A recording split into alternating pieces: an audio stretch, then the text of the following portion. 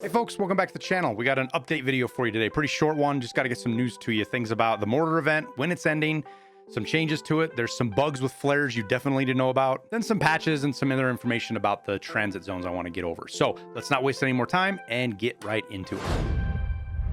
Okay, so first things first, we got this tweet from BSG a couple of days ago, but it matters to those of you worried about the Mortar event. It's in Russian, obviously. Thankfully to Midnight Lyrics, he translated it from me. He says, to the commander of the Mortar Brigade, guys, what the hell? Ammo is not endless. It's unknown when the next supply will be. Pull yourself together and stop shooting at everything around you. Take breaks. I don't know. And then signed off Sergi, probably. Or maybe call sign Gray. He wasn't sure. Not super important. I don't think. It might be later. What this boils down to is instead of the mortars landing all raid once they start, they go on and off for the entire raid. You will only get 3 volleys now. Just like before, you get the first one. The second one is when the crate comes, then you get a third one after the crate shows up, and then that's it. There's no more volleys, so mortars aren't going the whole raid, and you can get in and out on the crate a little bit easier. So this should make getting the tasks done a little less time consuming to get through, especially if you're doing it with a scav, because most of the time when I've loaded in, I load in as my scav during the third volley, sometimes right underneath the volley, which sucks when you load in and then die to a mortar, which has happened. But a lot easier now to do it on scav runs and stuff like that. Now with this, BSG let us know when the mortar event's going to end, which is cool. They need to do this all the time so people know whether they should grind, how hard they need to grind, whether it's not worth their time, whatever it may be.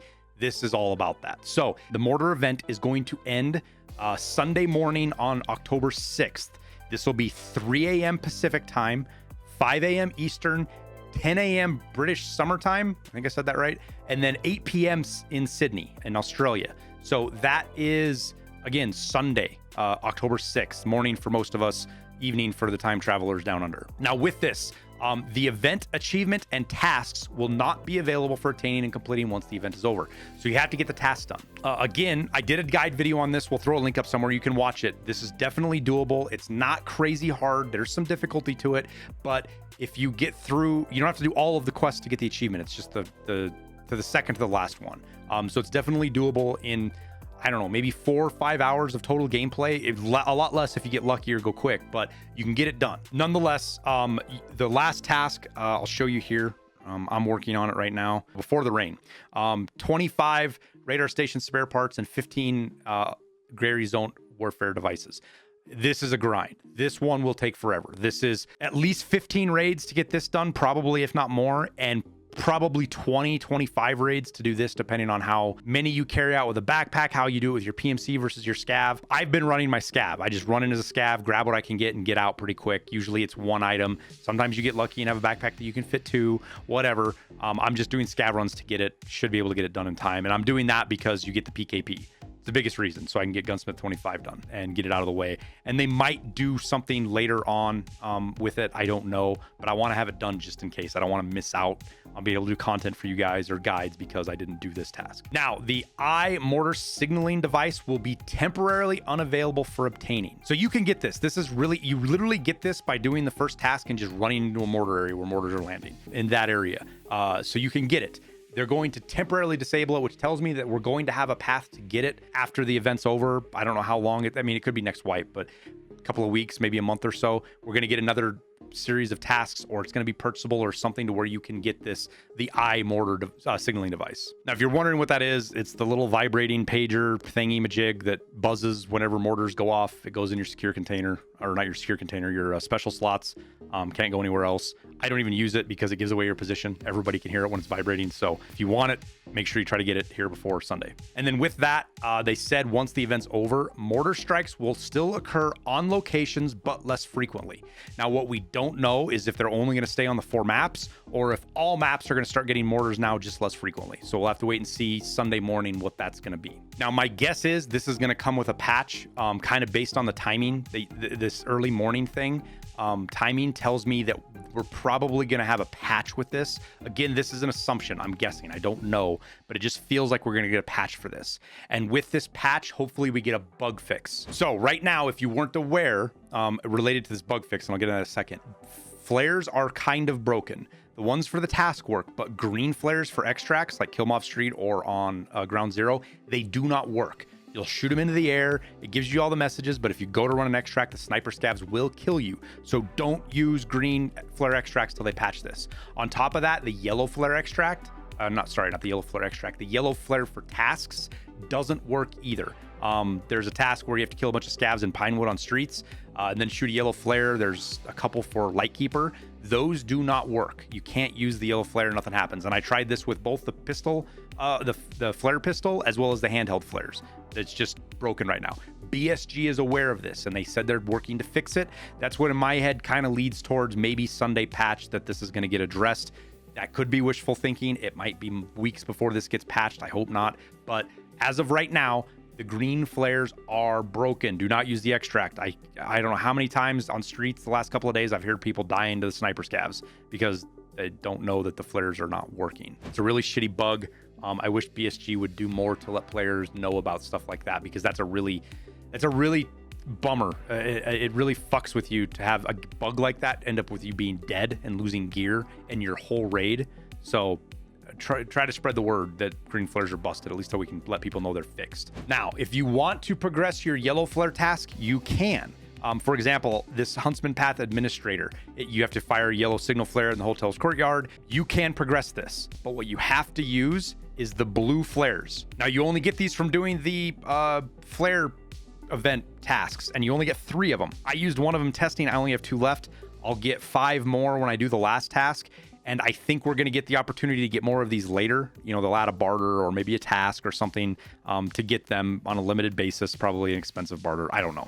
I'm getting out of left field here. Point being is you can use that blue flare to complete these tasks if you want to. I tested it. I tested it offline. Other people have done it now and have told me it works for them. I'll probably do it today just to get it done, even though I think they're going to patch it. I don't think it's that big of a deal. This one hangs up some other stuff I want to make sure I get done with. But that works for the Lightkeeper tasks. Like there's one where you have to shoot it off the radome of reserve. It works there, as well as some of the other ones that require yellow flares. So blue flare for yellow flare, that is the bug. Now for technical patches, they had a patch. This was on the 30th, so a couple of days ago. I know it's late getting to you, but honestly, I missed this one because it wasn't impacting me, so sorry. They fixed an issue causing the player to be stuck at the timer when loading into raid. Some folks figured this out. You could get around it if you showed up in raid naked. You would load in fine, I think was the workaround, kind of, which is a stupid workaround, but it is what it is. It's fixed now, so if this wasn't impacting you and you weren't able to get into raid, hopefully you can play again. This hopefully fixed it for you. We all know how sometimes BSG fixes bugs, but it doesn't always catch everybody, or somebody's still hung up. If that's the case, make sure you're still doing bug reports. But everybody that I know that this was impacting, it said it fixed it for them. Now, on top of this, something I think I mentioned in a video before, but I want to do it again because some people might not have realized it. Money no longer shows up found in raid. When you find it in raid, it doesn't have a found in raid check mark. So when you drag it into your secure container, you're picking it up. You don't have to worry about 2 different stacks. You're not fighting multiple stacks because, you know, your quest reward gives you found in raid money, but then it's not found in raid. So that's been changed. It's kind of a small change, but matters to some folks. Now, talking transit real quick. There isn't so much news here. I just want to talk about some of the stuff I've learned the last couple of days, really playing around with them. They're really useful if you're willing to ride out another raid. So let's, for example, you're in raid.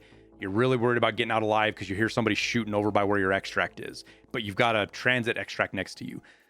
It is so handy to be able to put quest items or really valuable items into the transit stash. So when you transit, you first hit F, it opens up that window. That stuff comes back to your stash. Whether you die, you don't get run through. So literally at a minute into raid, you can do a transit and move to the next map and there's no run through, but you can throw stuff in there and get it back to your stash. I don't know, what does it take? Half hour? I'm not totally sure. It's not very long. So it's a great for not quest items like the special task items that have their own inventory, but like if you need something for a daily, or you're finding, you know, stuff for Punisher part 4 or 5, whatever it is, where you got to turn an M4 or, you know, PM pistols, you can throw those in there, send them back to your stash and use it as kind of a bank. The problem is once you start that transit, you have to take it. You don't have to stay there. You can leave the zone. So a minute in, you could go up, throw some stuff in there that you found, and then go run around the raid for 40 minutes, then make sure you've got your 30 seconds, because that's what it takes to transit. It's 30 or 40, whatever it is. Make sure you got about a minute. You get back and that transit will start. It won't let you take any other extract. You have to take that one. But there's some benefits to that. And you can use these as scavs. You can transit as scavs. And what I've been doing, if I don't have a backpack on my scav, or I have one that I can't fit one of those boxes in, I'll go to Lighthouse. I'll try to kill some rogues or loot some rogues, get a radio, then I'll transit to reserve, which is over by the car extract, as my scav, and then go to reserve and pick up one of the things and then get out real quick.